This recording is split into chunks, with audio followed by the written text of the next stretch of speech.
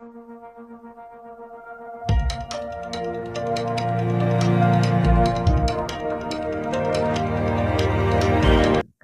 Everyone, आपका स्वागत है हमारे YouTube channel the learning loop online education platform पर। पिछली क्लास में हमने प्रतिरोध की कलर कोडिंग को डिस्कस किया था।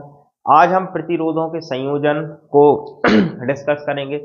मुख्य रूप से प्रतिरोध के 3 संयोजन होते हैं। पहला होता है सीरीज संयोजन, जिसको हिंदी में श्रृंखला संयोजन भी बोलते हैं। फिर सेकंड होता है पैरेलल संयोजन, जिसको हम समांतर क्रम संयोजन भी बोलते हैं। और तीसरा जो संयोजन होता है वो मिश्रित संयोजन होता है। लेकिन मुख्य रूप से जो अपन को सीरीज और समांतर ये पेपर में ज़्यादा पूछे जाते हैं, और ये वोकेशनल कोर्सों के साथ साथ जो 10th क्लास की जो विज्ञान है उसमें भी ये टॉपिक जो है कारगर साबित होगा। तो ये वीडियो आपके लिए बहुत अच्छी होने वाली है। तो अपन स्टार्ट करते हैं। सबसे पहला जो संयोजन है, प्रतिरोधों के संयोजन के बारे में बात करते हैं। प्रतिरोधों का संयोजन, तो अपन 2 संयोजन पढ़ेंगे प्रतिरोधों के। तो पहला जो संयोजन है वो है सीरीज संयोजन, जिसको अपन बोलते हैं श्रेणी क्रम संयोजन। अब जो श्रेणी क्रम संयोजन होता है वो आपके कड़ी के रूप में होता है। मतलब कि अपन 3 रेजिस्टेंस लेते हैं। ये हो गया आपका R1, R2 और R3। यहां पर अपन ने स्विच लगा दिया, ये ठीक है। ये अपने जो तीनों जो अपने प्रतिरोध हैं वो आपके श्रेणी क्रम में हो गए।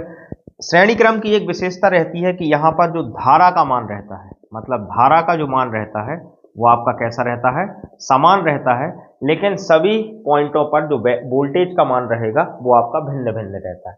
तो पहले पॉइंट में जो वोल्टेज का मान रहेगा वो रहेगा V1, सेकंड पॉइंट में जो वोल्टेज का मान रहेगा वो रहेगा V2, और थर्ड में जो वोल्टेज का मान रहेगा वो क्या रहेगा, V3। और यहां पर धारा का मान कैसा रहेगा भाई, सीरीज में समान रहता है। ये आप लोगों को याद रखना है। वैसे तो इसका जो फॉर्मूला है वो टीचर सीधे बता देते हैं, लेकिन जो 10th क्लास है उसमें फॉर्मूले को ड्राइव करना भी आता है। तो हम आपको ड्राइव करके बताएंगे, जिससे आपको और चीजें, आपके सारे डाउट क्लियर होंगे। तो जो चीज आपकी भिन्न रहती है, जैसे सीरीज क्रम में आपके वोल्टेज जो है भिन्न भिन्न है, और इन्हीं से आपका क्या होगा, जो फॉर्मूला होगा वो ड्राइव होगा। हम जानते हैं कि ओम के नियम से आपके 3 फॉर्मूले हमने बताए थे। V बराबर होता है I इंटू R, ठीक है ना। I बराबर बताया था V अपॉन R, और R बराबर आपको बताया था V अपॉन I। ये फॉर्मूले यहाँ पर भी कारगर साबित होने वाले हैं। तो अपना जो वोल्टेज है वो यहाँ पर कैसा है, भिन्न भिन्न है। तो ओम के नियम से क्या होता है, V इक्वल टू क्या होता है भैया, I इंटू क्या होता है, R। अब अपन पहले वोल्टेज की बात करें तो V1, तो हमने आपको बताया ये पूरे क्वेश्चंस में या सीरीज क्रम में आपका धारा कैसी रहती है, समान। मतलब यहाँ भी धारा का मान आई रहेगा, यहाँ पर भी आई रहेगा, और यहाँ पर भी आई रहेगा। लेकिन सारे के वोल्टेज जो रहेंगे वो कैसे रहेंगे, भिन्न भिन्न। तो अगर अपन V1 की वैल्यू करें तो आई तो आपका ज्यों का त्यों रहेगा, लेकिन पहले के लिए रेजिस्टेंस का मान क्या रहेगा, R1। सेकंड वोल्टेज की बात करें तो V2, तो आई का मान तो आपका सब में आई रहेगा, लेकिन रेजिस्टेंस का मान सेकंड के लिए क्या हो जाएगा, R2। फिर अगर अपन बात करें तीसरे वोल्टेज की V3, तो यहां पर आपका धारा का मान तो आई रहेगा, लेकिन आपका प्रतिरोध का मान कितना हो जाएगा, R3।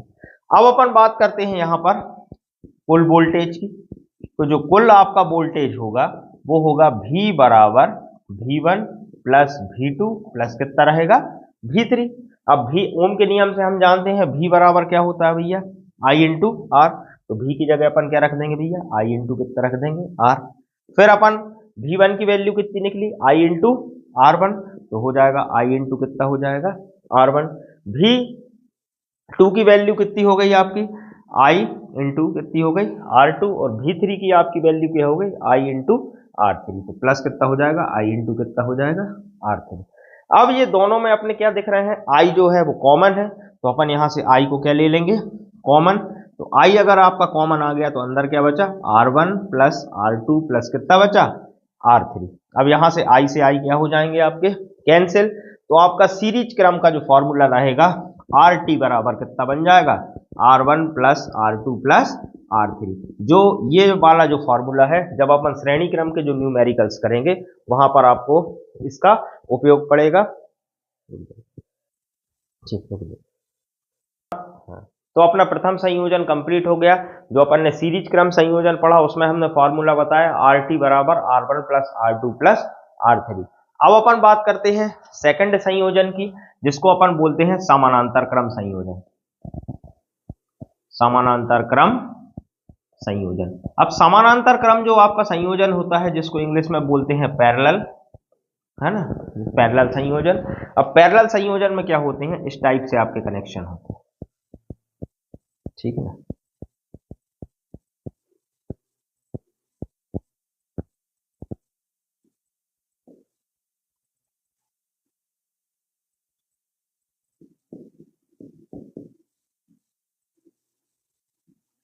ठीक है, यहां पर आपका रेजिस्टेंस हो गया R1, यहां पर हो गया R2 और यहां पर कितना हो गया R3। अब अगर पैरेलल संयोजन की बात करें तो पैरेलल संयोजन में याद रख लेना, वहां पर आपकी धारा समान थी सीरीज में।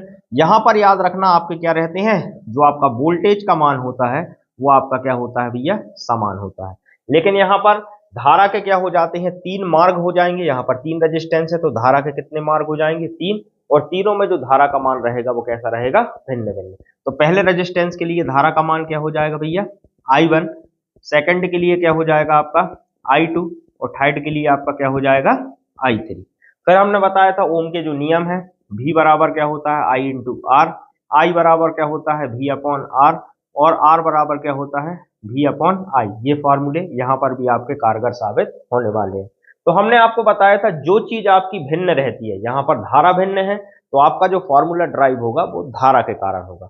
वहां पर याद रख लेना वोल्टेज भिन्न थे तो वहां पर जो आपका फॉर्मूला ड्राइव हुआ था वो किसके कारण हुआ था, वोल्टेज के कारण। तो हम जानते हैं ओम के नियम से I बराबर क्या होता है आपका V अपॉन R होता है। फिर अब अपन बात करें पहली धारा की, तो I1 का जो मान होगा वो क्या हो जाएगा, वोल्टेज तो सब में समान है तो V अपॉन कितना हो जाएगा भैया R1। फिर अगर अपन I2 की बात करें तो कितना हो जाएगा, वोल्टेज तो समान है तो V अपॉन कितना हो जाएगा R2। फिर अपन I3 की बात करें तो V अपॉन कितना हो जाएगा आपका R3, ठीक है ना। फिर अपन बात करते हैं कुल धारा की, तो I बराबर आपका फॉर्मूला कितना बनेगा, I1 प्लस I2 प्लस कितना हो जाएगा I3। ओम के नियम से I बराबर क्या होता है V अपॉन R, तो यहां पर अपन रख देंगे क्या होगा आपका V अपॉन R। I1 की वैल्यू जो होती है वो क्या होती है V अपॉन R1, तो ये हो गई आपकी V अपॉन कितनी R1। I2 की जो वैल्यू हो गई वो कितनी हो गई अपनी V अपॉन कितनी हो गई R2, और I3 की वैल्यू कितनी हो गई V अपॉन R3। अब यहाँ पर अपना V कॉमन दिख रहा है तो V को अपन क्या ले लेंगे, बाहर ले लेंगे, तो V अपॉन R बराबर क्या हो गया, V अपन ने कॉमन ले लिया, अंदर बचा 1 upon R1 plus 1 upon R2 plus 1 upon कितना R3। यहाँ V से भी क्या हो जाएगा कैंसिल, तो आपका फॉर्मूला जो निकल के आएगा वो 1 अपॉन R बराबर 1 upon R1 plus 1 upon R2 plus 1 upon R3। ये जो फॉर्मूला आपका होगा वो समांतर क्रम संयोजन, जिसे पैरेलल संयोजन भी बोलते हैं, उसके लिए कारगर साबित होगा। और इससे काफी न्यूमेरिकल जो हैं वो पेपरों में आते हैं।